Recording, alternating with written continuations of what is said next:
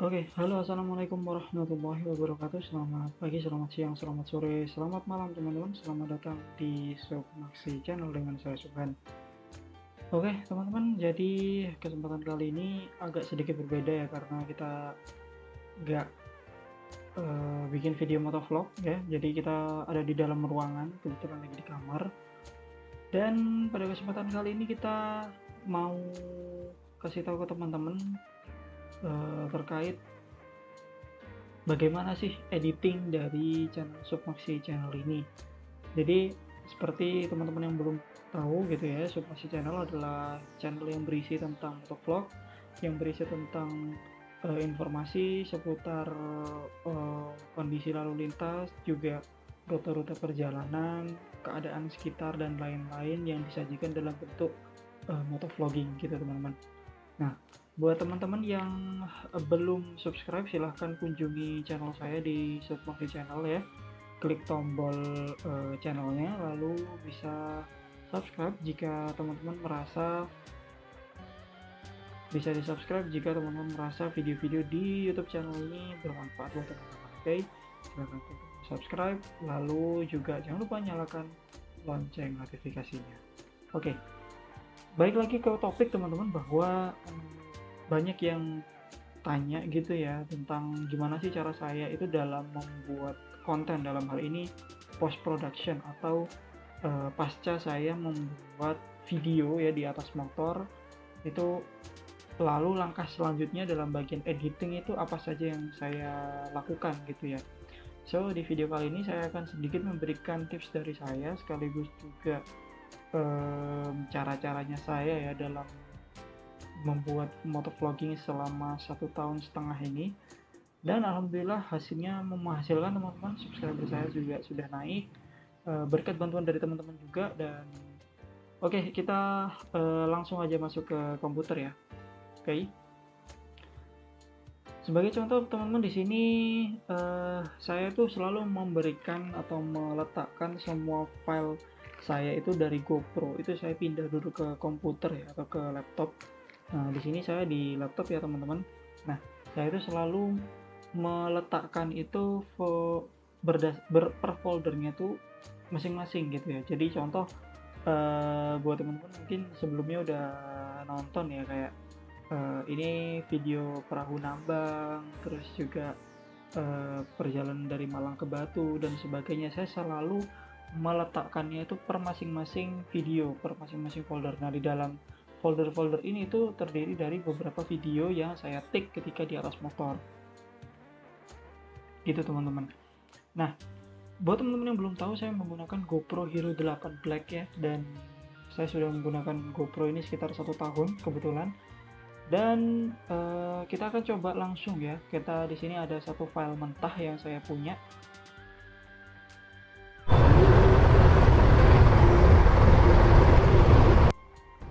Nah, seperti yang teman-teman lihat, ini adalah video yang saya take menggunakan GoPro Hero 8 Black ya.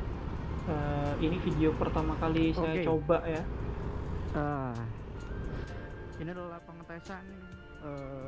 Nah, di sini kelihatan sekali masih kasar ya untuk editingnya. Sebenarnya saya juga nggak terlalu banyak memberikan editing ya. Nah, sekarang kita akan coba melakukan kita melakukan post production ya.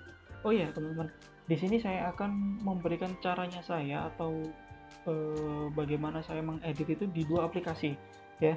Saya mengeditnya itu di aplikasi Premiere Pro dan juga di CapCut for PC. Jadi saya nggak sama sekali menggunakan aplikasi HP ya teman-teman. Di sini saya menggunakan laptop, tapi saya pastikan teman-teman pasti bisa melakukan karena benar-benar simple dan harusnya anak SD pun bisa melakukan editing ini. Oke, sekarang kita akan mulai di Premiere Pro terlebih dahulu. Kita buka aplikasi Premiere Pro-nya teman-teman. Nah, untuk software Premiere Pro yang saya gunakan itulah software Premiere Pro 2023. Sebenarnya bebas sih ya. Saya juga dulu pakai dari Premiere Pro 2017 sampai ke 2023. Sekarang walaupun 2024 saya karena subscription-nya itu di 2023 ya, jadi saya udah nyaman dan mau males juga mau upgrade gitu ya. Silakan teman-teman buka, misalkan itu mau Premiere Pro versi berapapun ya, mau CS6 pun nggak apa-apa. Nah, di sini di tampilan awal ini teman-teman silakan klik New Project ya. Nah, di sini tampilannya akan seperti ini untuk Premiere Pro 2023. Tapi pada dasarnya sama. Di Premiere Pro 2023 ini di awal kita itu harus membuat sebuah folder. Jadi kita harus membuat manajemen folder terlebih dahulu. Di sini seperti tadi kita cari dulu foldernya ya, tadi itu kan di folder mentah ya kalau nggak salah. Nah ini. Nah di sini folder kita. Nah ini adalah videonya kita yang akan kita edit. Nah ketika sudah masuk ke file sini di project location, teman-teman perhatikan di sini. Teman-teman silahkan letakkan juga di D lalu content creator dan mentah ya. Di sini kan belum ya. Kenapa kok harus dirubah? Karena project location. Jadi file mentahan dari Premiere Pro-nya ini nanti akan tersimpan juga satu folder dengan si file video yang akan kita edit gitu teman-teman. Nah, di sini kita cari, kalau misalkan di drop down di sini nggak ada, teman-teman tinggal cari secara manual aja lokasinya di D, lalu content creator. Di sini kita scroll ke bawah, lalu ada mentah, select folder. Nah, jika sudah, di sini teman-teman lihat di sebelah kiri ada project name. Nah, teman-teman silahkan untuk menamai projectnya itu sebagai apa. Contohnya di sini adalah coba satu gitu ya teman-teman. Nah, setelah klik coba satu ini kita langsung create aja dulu. Nah, setelah create ini kita akan ditampilkan ke halaman sequence ya yang ada di Premiere Pro. Oke, sudah muncul ya, tapi ini Windows-nya agak sedikit berbeda, nggak apa-apa. Oke, jadi tampilan awalnya akan seperti ini. Mungkin tampilan dari si Premiere Pro-nya ini agak berbeda dari punya teman-teman. Mungkin awalnya seperti gimana ya? Harusnya essentials ya. Harusnya sih seperti ini ya. Ketika di awal ya, normalnya ya. Saya coba dulu. Nah, harusnya sih seperti ini ya tampilannya ya teman-teman. Tapi kita akan coba melakukan dengan Windows dari saya karena saya punya workspace saya sendiri gitu ya. Nah, ini adalah workspace saya. Nah, seperti yang teman-teman, di source ini adalah tempat untuk kita meletakkan file video kita yang akan kita edit. Jadi kita langsung drag and drop aja di sini ya. File ini kita drag and drop ke sini. Nah, jika sudah, kita drag and drop juga di bawah teman-teman. Nah, jika sudah di sini dia akan tampil di atas teman-teman. Nah, nantinya ini hanya untuk source aja yang bisa kita ambil ya, take and in dan outnya. Cuman kalau saya pribadi saya lebih suka untuk langsung taruh di sequence ya. Nah, di sequence ini namanya tampilan sequence ini teman-teman. Ini kita harus membuat sebuah sequence terlebih dahulu, membuat sebuah lembar kerja terlebih dahulu. Maksudnya buat apa kok kita harus setting lembar kerja? Ibaratnya gini, teman-teman mau ngeprint ya, nah kita itu harus tahu dulu print yang mau kita print out itu kertasnya apa, F4, A4, A5, B5, itu harus kita atur di awal dulu supaya apa? Supaya hasilnya sesuai dengan yang kita mau gitu teman-teman. Nah, di sini saya akan buat sequence ya. Caranya simple teman-teman, bisa dilihat di sebelah sini. Di sini ada new item ya di bawah sini teman-teman. New item, lalu teman-teman masuk ke sequence. Nah, di sequence ini normalnya itu kita gunakan saja mana ya? Biasanya yang saya pakai itu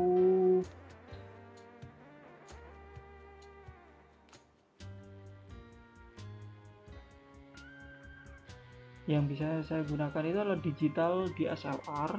Habis itu di digital DSLR ini kita setting dan kita ubah di bagian sini. Nah, untuk detail sequence yang nanti akan diatur, silakan teman-teman subscribe aja dulu, nyalakan lonceng notifikasinya. Saya akan buatkan video tersendiri teman-teman. Oke. Nah, intinya sequence ini kita samakan dengan video kita, output dari video kita. Contoh di sini saya buka terlebih dahulu. di properties. Nah, lalu di bagian details.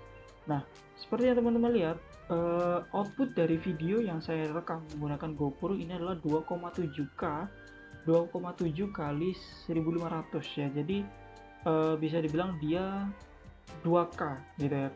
Resolusinya adalah 2K. Dia tidak 4K tapi 2K. Nah, kita sebenarnya perlu menyamakan ini dengan lembar kerja tadi, teman-teman. Gitu ya. Nah, di sini sequence. Nah, saya sudah punya preset sendiri yang sudah saya buat ya. Nah, di sini ada GoPro, jika saya settingannya 2,7K dan FPS-nya itu di 24 atau 30 FPS itu di sini. Lalu kalau FPS-nya 60 itu di sini. Lihat FPS-nya juga sama, teman-teman. Kita lihat di sini. Nah, di sini frame rate-nya adalah 59,94, berarti 59,9 atau 60 frame per second. Nah, di sini saya menggunakan 60 frame per second. Kita oke. Nanti akan muncul lembar kerja di sini, teman-teman. Nah, kita tinggal drag and drop aja. Damn. Nah, sudah selesai. Nah, setelah ini apa yang harus dilakukan? Nah, yang harus kita lakukan, oh ya, buat teman-teman yang nggak tahu, misalkan kok ini kecil ya. Nah, ini di bagian sini, di panah sini, klik 2 kali, teman-teman. Klik kiri 2 kali, nanti akan muncul 2. Nah, di sini teman-teman akan melihat ada sedikit kejanggalan ya. Ya, di atas ada fluktuasi gitu ya dari suaranya, sementara di bawah nggak ada. Dan jika teman-teman lihat di sebelah kiri, ini adalah volume untuk suaranya ya, teman-teman. Yang di kiri ini adalah untuk suara di high sebelah kiri, lalu yang kanan ini adalah high sebelah kanan, teman-teman. Nah, imbang ya, ini nggak imbang. Nah, caranya bagaimana jika GoPro kalian mendapati hal semacam ini? Simple ya, teman-teman, klik kanan di bagian audionya, klik kanan, lalu di sini teman-teman pilih audio channels. Nah, di sini teman-teman pilih saja yang bawah ini, yang right. Misalkan di sini yang tadi kan yang kanan ya, yang tidak terisi gitu ya, atau yang bawah yang tidak terisi, sehingga teman-teman centang saja di bagian kiri, lalu oke. Nah, seperti yang teman-teman lihat, ini langsung terisi. Sekarang suaranya sudah stereo, dari yang awalnya mono jadi stereo. Jadi mono itu adalah suaranya hanya keluar atau outputnya itu hanya satu sumber, sementara kalau stereo itu double gitu. Jadi ada 2 arah, keluarnya itu 2 arah gitu, teman-teman. Nah, selanjutnya yang saya lakukan adalah editing. Itu yang simple adalah di bagian suara audio, karena saya motovlog. Tentunya saya menggunakan helm full face ya, teman-teman, dan audionya harus benar-benar clear gitu ya, seperti yang teman-teman ini. Ya, ada adapter mic yang official dari GoPro. Seperti yang teman-teman lihat, dengarkan juga bahwa suara saya itu lebih gresek-gresek, kena angin dan sebagainya, suara motornya, dan sepertinya suara mulut saya atau suara dari mulut saya itu benar-benar deket banget gitu ya dengan mic. Nah, itu kita bisa atasi, teman-teman ya, dengan cara kita sebenarnya simple. Kalau dulu saya itu pakai Audacity, setelah itu saya pernah pakai Adobe Audition juga, tapi terlalu ribet, teman-teman, karena harus menggunakan 2 software berbeda. Sebenarnya ada cara simpelnya, itu menggunakan di Premiere Pro-nya langsung, teman-teman. Caranya, kita masuk ke tab Effect, lalu kita pilih multiband compressor. Nah, kalau sudah ketemu multiband compressor, langsung kita drag and drop di sini, teman-teman, di bagian timeline audionya. Boom. Nah, jika sudah, teman-teman, ke sebelah kiri cari yang efek control, teman-teman. Nah, di sini akan muncul tab multiband kompresornya kita. Nah, kita edit, teman-teman. Nah, di edit ini saya prefer menggunakan preset broadcast. Oke, saya menggunakan preset broadcast, jadinya saya cukup suaranya akan sangat menggelegar sekali, teman-teman. Penasaran? Nggak apa-apa, kita bisa atur itu nanti. Oke, setelah itu, setelah kita masukkan multiband compressor, kita balik lagi ke tab effect dan kita masukkan yang namanya noise reduction atau denoise. Kalau di sini namanya denoise, teman-teman. Nah, sama caranya kita tarik dan drop di timeline sini, teman-teman. Nah, akan muncul di sebelah kiri ketambahan ini denoise ya teman-teman. Nah di sini saya prefer dengan hasilnya untuk amount dari si suaranya itu di 40% aja, karena itu udah cukup banget. Karena kalau semakin dia 100% dia suaranya semakin kayak robot teman-teman. Nih ini adalah kali pertama saya coba langsung di jalan. nah kan itu aja udah aneh banget teman-teman. Jadi saya sarankan Mikrofonnya hasilnya sudah seperti ini, sudah sangat bagus. Dan satu langkah terakhir kalau dari saya adalah mengurangi volume suaranya. Nah YouTube itu teman-teman itu cukup menggunakan minus 8 ya, minus 8 desibel untuk suara dari YouTube. Nah di sini teman-teman ke audio, lalu level. Di sini teman-teman kalau misalkan ini namanya adalah keyframe ya teman-teman, tombol keyframe yang biru ini, kita nonaktifkan dulu ke tombol keyframe-nya, lalu kita ganti di sini minus mungkin 10 gitu ya, mungkin minus 10. Damn. Nah nanti teman-teman fokus ke sebelah kanan sini. Ini dengan mikrofon ini saya menggunakan mikrofon Tapware ya, harganya cuma, kita bandingkan dengan jika efek tadi kita tidak pasangkan. Bentar.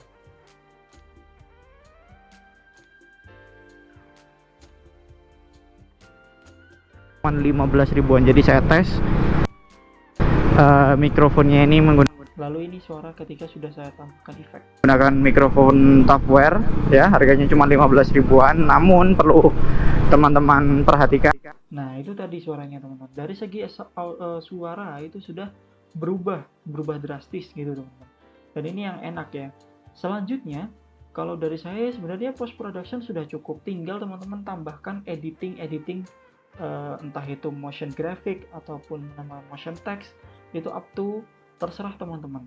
Nah di sini saya menggunakan Premiere Composer. Premiere Composer adalah sebuah plugin yang mana teman-teman itu bisa kayak drag and drop kayak tadi ya, kayak masukkan efek, tapi banyak teman-teman, banyak yang bisa kita masukin.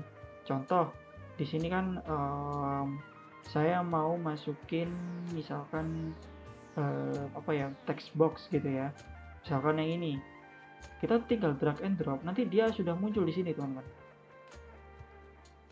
Kita tunggu loading. Nah kita play GoPro Hero 8. nanti dia bisa langsung muncul teman-teman. Nah di sini kita tinggal edit aja, misalkan coba audio nih gitu misalkan, nanti kan kita play seperti ini. GoPro Hero 8 dengan menggunakan ini karena di play di sini aja jadi agak sedikit lemot teman-teman. menggunakan adapter mic. Nah di Premiere Composer ini dia cukup lengkap dan bahkan dia adalah salah satu plugin Premiere Pro terlaris dan paling sering dan paling banyak digunakan oleh editor-editor juga. Di sini tersedia ada text box, ada text preset, ada transition tiap teman-teman mau ganti frame misalkan. Terus juga ada animasi untuk social media. Di sini saya misalkan teman-teman mau tambahin CTA untuk YouTube gitu ya, misalkan teman-teman bisa pakai yang ini misalkan ya, kayak gini. Nanti dia bisa otomatis ketambahan itu mic. Nah teman-teman tinggal ganti aja. Misalkan di sini Mr. Horse kita ganti dengan Submaxi Channel. Udah jadi teman-teman, Resmi ya, ada update. Simple, plug and play juga, dan di sini juga udah banyak banget, udah lumayan lengkap lah teman-teman. Gitu teman-teman. Terus ada juga sound ya. Jadi teman-teman misalkan mau nambah gitu ya efek-efek suara, bisa banget di sini. Kurang lebihnya itu teman-teman ya kalau di Premiere Pro. Untuk settingan di CapCut teman-teman tunggu dulu, bahwa silahkan untuk klik tombol like, komen, dan juga subscribe. Setelah ini saya akan membuatkan video editing saya di aplikasi CapCut. Lebih simple teman-teman, lebih simple. Jadi teman-teman harus tonton. Yang saya pasti tidak seribet di Premiere Pro. Jadi buat teman-teman yang benar-benar pemula, udah kebiasaan pakai CapCut untuk HP, kita pakai CapCut for PC, simple banget, nggak sampai 5 menit mungkin udah jadi. Jadi Silakan teman-teman klik tombol like, komen, dan juga subscribe, nyalakan lonceng notifikasinya. See you in the next video. Kita jumpa lagi di video selanjutnya, yaitu di editing di CapCut. Oke teman-teman, thank you yang udah nonton sampai akhir. Sampai jumpa di video berikutnya. Assalamualaikum warahmatullahi wabarakatuh.